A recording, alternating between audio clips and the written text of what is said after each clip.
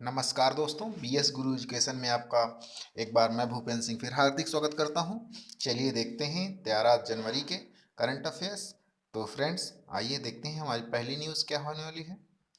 तो फ्रेंड्स, आज की जो पहली न्यूज़ है, वर्ष 2030 तक भारत में कारों की जो वार्षिक बिक्री है वो मौजूदा 3.5 मिलियन से बढ़कर करीब करीब 10.5 मिलियन हो जाने का अनुमान है, जो कि 3 गुना अधिक है। यानी अगर देखा जाए तो 2030 तक ये 3 गुना हो जाएगा। और इससे मेनली हमारा यहाँ पर डिस्कशन क्या है, जहाँ से इससे होने वाला जो उत्सर्जन है, उत्सर्जन यानी जो प्रदूषण है, उसमें काफ़ी वृद्धि हो जाएगी।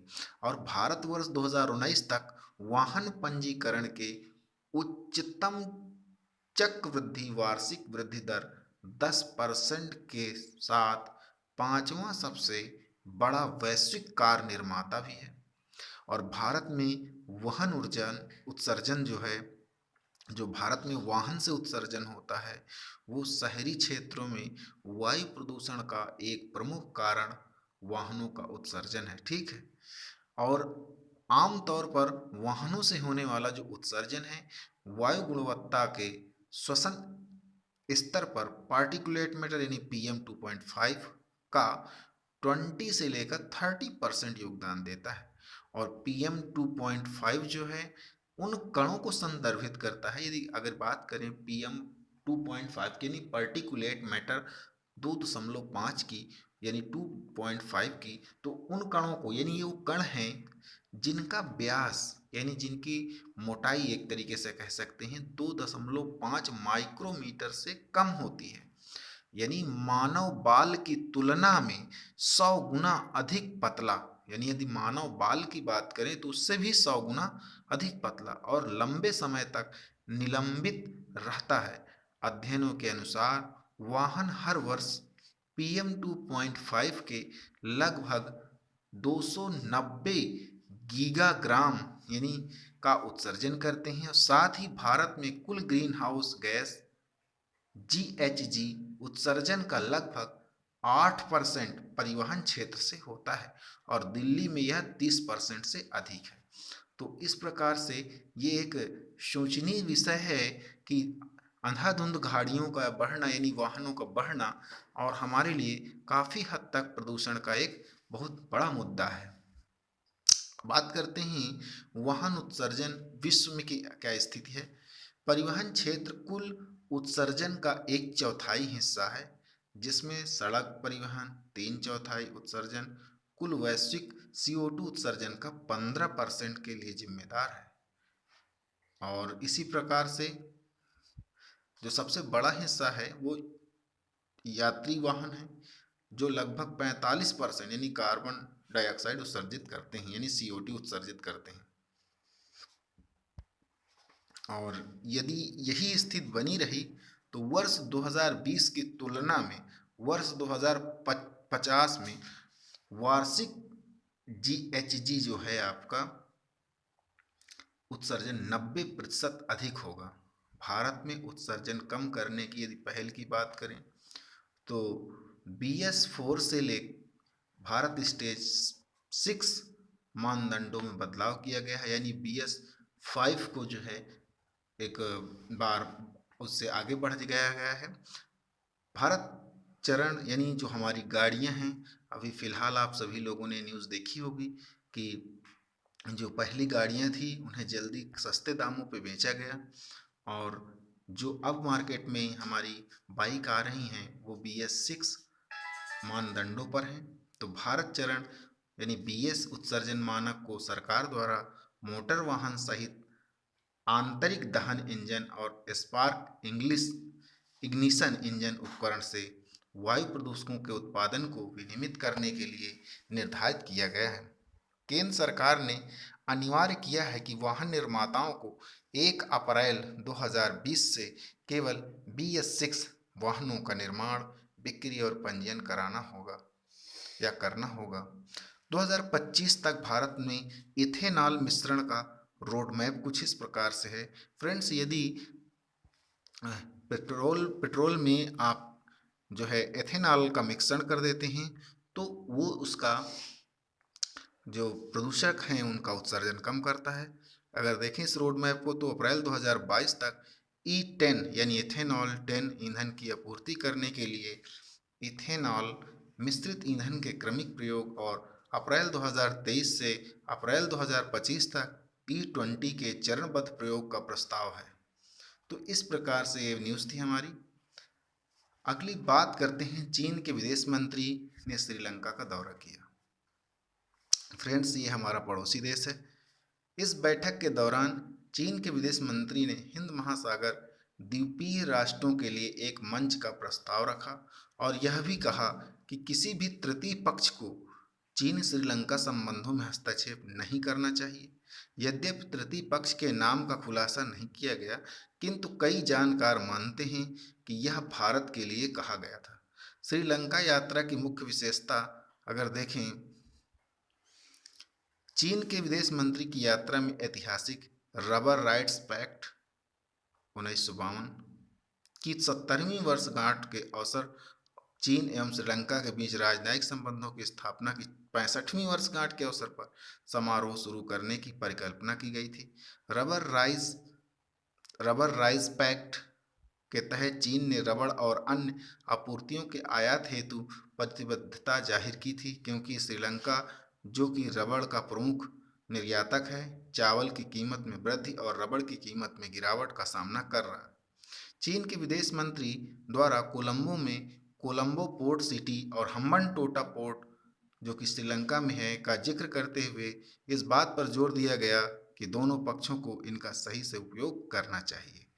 तो इस प्रकार से फ्रेंड्स, मैं आपको यहाँ पे बता देना चाहता हूँ कि जो हम्बनटोटा पोर्ट है श्रीलंका का, उसे चीन ने 99 वर्ष के लिए लीज पर ले रखा है, क्योंकि श्रीलंका ने चीन से काफ़ी ज़्यादा मात्रा में कर्ज लिया है, जो कि उसे चुकाने के स्तर से उसे 99 सालों के लिए यानी 99 ईयर के लिए वो लीज पर है।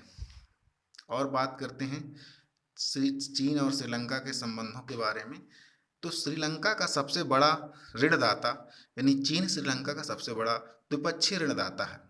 श्रीलंका के सार्वजनिक क्षेत्र को निजी द्वारा चीन द्वारा प्रदत्त ऋण केंद्र सरकार के विदेशी ऋण का लगभग 15% है। श्रीलंका अपने विदेशी ऋण के बोझ को दूर करने के लिए चीनी ऋण पर बहुत अधिक तरीके से निर्भर था। अवसंरचना परियोजनाओं में निवेश अगर देखें तो चीन ने 2006 और 19 के बीच श्रीलंका के बुनियादी ढांचा परियोजनाओं में लगभग 12 अरब अमेरिकी डॉलर का निवेश किया है। छोटे राष्ट्रों के हितों में बदलाव। श्रीलंका का आर्थिक संकट इसे अपनी नीतियों को बीजिंग के हितों के साथ रेखांकित या संरेखित करने के लिए आगे और बाध्य कर सकता है। हिंद महासागर में चीन का प्रभाव। अगर बात करें कि दक्षिण एशिया और हिंद महासागर में दक्षिण पूर्व एशिया तथा प्रशांत की तुलना में अधिक प्रभाव है उसके। चीन को ताइवान के विरोध में दक्षिण चीन सागर और पूर्वी एशिया में क्षेत्रीय विवादों व अमेरिका एवं ऑस्ट्रेलिया के साथ असंख्य संघर्षों का सामना करना पड़ रहा है। तो इस प्रकार के संबंध हैं चीन और श्रीलंका के, जो हमने देखे। अगली न्यूज़ है, इस मैप में देखें यहाँ पर, तो मैप आप देख पा रहे हैं, इधर ये आप जो देख रहे हैं ये चीन है, और ये है आपका नॉर्थ कोरिया, और ये है साउथ कोरिया, और इधर ये जापान सी है, और इसके नीचे इधर देखें आप इस साइड में तो ये जापान है। तो फ्रेंड्स, इस समय जो नॉर्थ कोरिया है और साउथ कोरिया, ये एक समय बहुत ही ज़्यादा युद्ध इनके बीच में छिड़े हुए थे, और जिसका फ़ायदा इनके पड़ोसी देशों यानी एक तरीके से ये विश्व के कई बड़े राज्यों के लिए युद्ध के अखाड़े बने हुए थे। तो देखते हैं भारत के संबंध किस प्रकार से साउथ कोरिया के साथ हैं। तो दक्षिण कोरिया के विषय में जानते हैं। दक्षिण कोरिया के व्यापार मंत्री ने वाणिज्य एवं उद्योग, उपभोक्ता मामले एवं सार्वजनिक वितरण और कपड़ा मंत्री के साथ वार्ता की। व्यापक आर्थिक भागीदारी समझौते का उन्नयन दोनों देशों दोनों देश व्यापक आर्थिक भागीदारी समझौता CEPA के उन्नयन संबंधी वार्ता पर चर्चा को नई गति प्रदान करने और दोनों देशों के उद्योग जगत के नेताओं के बीच आपसी निवेश यानी B2B पर वार्ता के लिए सहमत हुए। द्विपक्षीय व्यापार का कुछ लक्ष्य निर्धारित किया गया, जैसे कि भारत और दक्षिण कोरिया 2030 तक 50 बिलियन अमेरिकी डॉलर का द्विपक्षीय व्यापार लक्ष्य निर्धारित किया, जिस पर वर्ष 2018 में आयोजित शिखर बैठक में सहमति व्यक्त की गई थी। यह नियमित वार्ता दोनों देशों के व्यापारिक समुदायों की कठिनाइयों और आपूर्ति श्रृंखला इनमें लचीलापन लाने के लिए इन मुद्दों पर चर्चा की गई एक मंच के रूप में कार्य कर रहा है। दोनों पक्षों को पारस्परिक लाभ हेतु निष्पक्ष और संतुलन तरीके से विकास करने के लिए द्विपक्षीय व्यापार को बढ़ावा देने पर सहमत हुए। कोरिया में कड़े नियामक मुद्दों के कारण भारतीय कंपनियों को कोरिया में स्टील, इंजीनियरिंग और कृषि उत्पादों जैसे क्षेत्रों में अपने उत्पादों का निर्यात करने में कठिनाई का सामना करना पड़ रहा है। तो इस प्रकार से ये भारत दक्षिण कोरिया संबंधों की थोड़ा सा और चर्चा करते हैं। अगर राजनीतिक चर्चा देखें तो कोरिया में 50 से 53 के दौरान 1950 से 53 के दौरान युद्धरत दोनों पक्ष उत्तरी कोरिया और दक्षिणी कोरिया के मध्य भारत ने युद्ध विराम समझौता कराने में एक अहम भूमिका निभाई। भारत द्वारा प्रायोजित इस संकल्प को स्वीकार कर लिया गया और 27 जुलाई 1953 को युद्ध विराम की घोषणा हुई। मई 2015 में द्विपक्षीय संबंधों को विशेष सामरिक भागीदारी हेतु उन्नयन किया गया। भारत ने दक्षिण कोरिया की दक्षिणी नीति में एक अहम भूमिका निभाई, जिसके तहत कोरिया अपने प्रभावी क्षेत्र के अतिरिक्त अन्य क्षेत्रों में भी संबंधों का विस्तार करना चाहता है। अगर बात करें दक्षिण कोरिया, भारत की ईस्ट पॉलिसी का एक प्रमुख सहयोगी है, जिसके अंतर्गत भारत का उद्देश्य आर्थिक सहयोग, सांस्कृतिक संबंधों को बढ़ावा देना और एशिया प्रशांत देश के साथ रणनीतिक संबंधों को विकसित करना है। अगर आर्थिक संबंधों की बात करें तो भारत और दक्षिण कोरिया के बीच व्यापार व आर्थिक संबंधों ने हाल के वर्षों में गति पकड़ी है, जिसके तहत द्विपक्षीय व्यापार वर्ष 2018 और में 21.5 बिलियन अमेरिकी डॉलर तक पहुंच गया और यह पहली बार है जब दोनों देशों के व्यापार ने 20 बिलियन अमेरिकी डॉलर का आंकड़ा पार किया है। तो इस प्रकार से ये न्यूज़ थी। अगली न्यूज़ है फ्रेंड्स IMF से, यानी विश्व आर्थिक मंच से। विश्व आर्थिक मंच एक स्विस गैर लाभकारी एवं अंतर्राष्ट्रीय संगठन है। इसकी स्थापना 1971 में हुई थी। इसका मुख्यालय स्विट्जरलैंड के जिनेवा में है। स्विट्जरलैंड अधिकारियों द्वारा सार्वजनिक निजी सहयोग के लिए अंतर्राष्ट्रीय संस्था के रूप में मान्यता प्राप्त है। अगर इसके मिशन की बात करें तो फोरम वैश्विक, क्षेत्रीय और औद्योगिक एजेंडों को आकार देने के लिए राजनीतिक, व्यापारिक, सामाजिक और शैक्षणिक क्षेत्र के अग्रणी नेतृत्व को एक साझा मंच प्रदान करता है।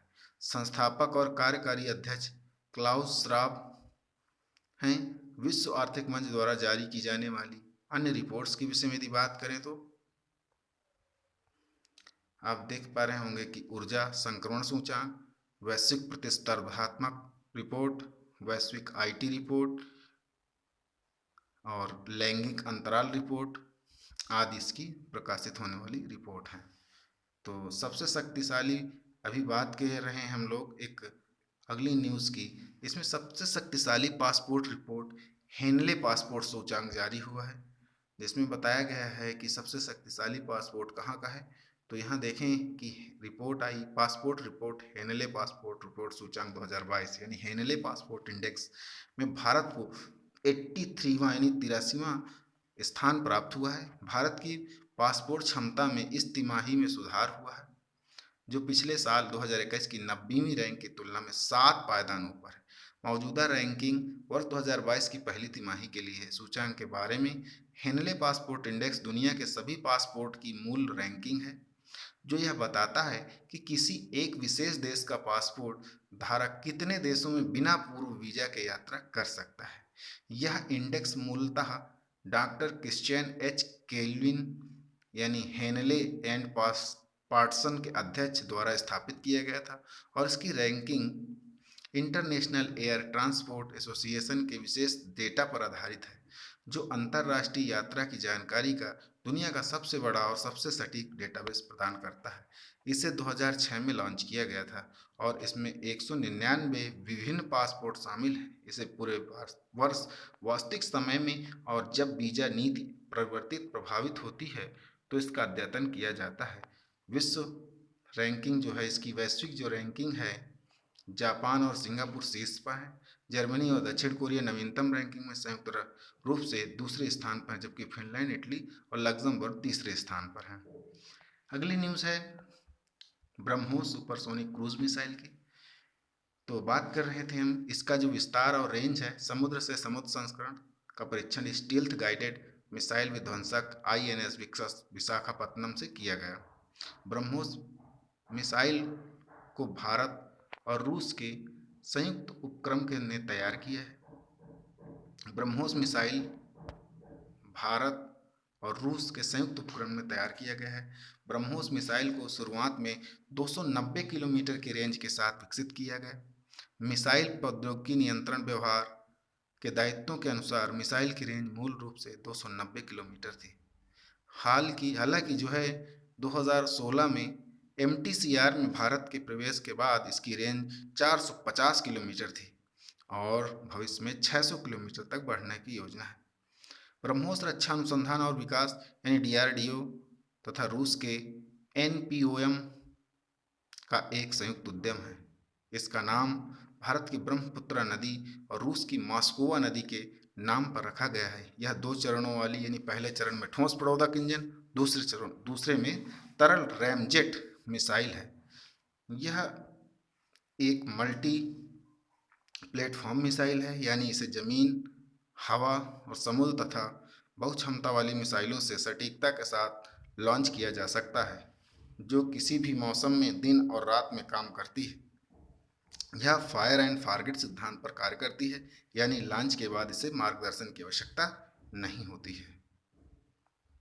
अगली न्यूज़ है डॉक्टरों ने अमेरिका में एक मरीज की जान बचाने के लिए अंतिम प्रयास में उसमें सुअर के दिल का प्रत्यारोपण किया।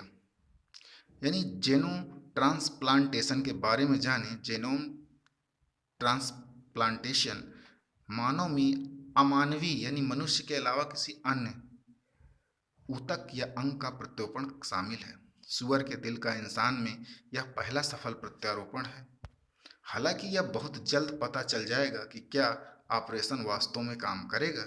जीन एडिटिंग से गुजरने वाले सुअर के दिल का उपयोग उसकी कोशिकाओं में शुगर को हटाने के लिए किया गया और जो उस अंग अस्वीकरण हेतु उत्तरदायी है। जीनोम एडिटिंग यानी जिसे जीन एडिटिंग भी कहा जाता है, तकनीकियों का एक समूह है जो वैज्ञानिकों को एक जीव की डीऑक्सीराइबोज न्यूक्लिक एसिड यानी DNA को बदलने की क्षमता प्रदान करता है। इस तरह के प्रत्यारोपण या जीनोम ट्रांसप्लांटेशन के पहले के प्रयास विफल रहे हैं। प्रत्यारोपण में सबसे बड़ी बाधाओं में से एक अंग अस्वीकरण है। इसने मानव प्रत्यारोपण के लिए सुअरों के उपयोग पर एक बहस फिर छेड़ दी है, जिसका कई पशु अधिकार समूह विरोध कर रहे हैं। यह विकास हमें वैश्विक स्तर पर अंग की कमी को हल करने के लिए एक कदम और करीब ला सकता है। तो इस प्रकार से आज के लिए इतना ही। Thanks for watching this video friends. इस वीडियो को लाइक करें और सब्सक्राइब करें। Thanks for watching this.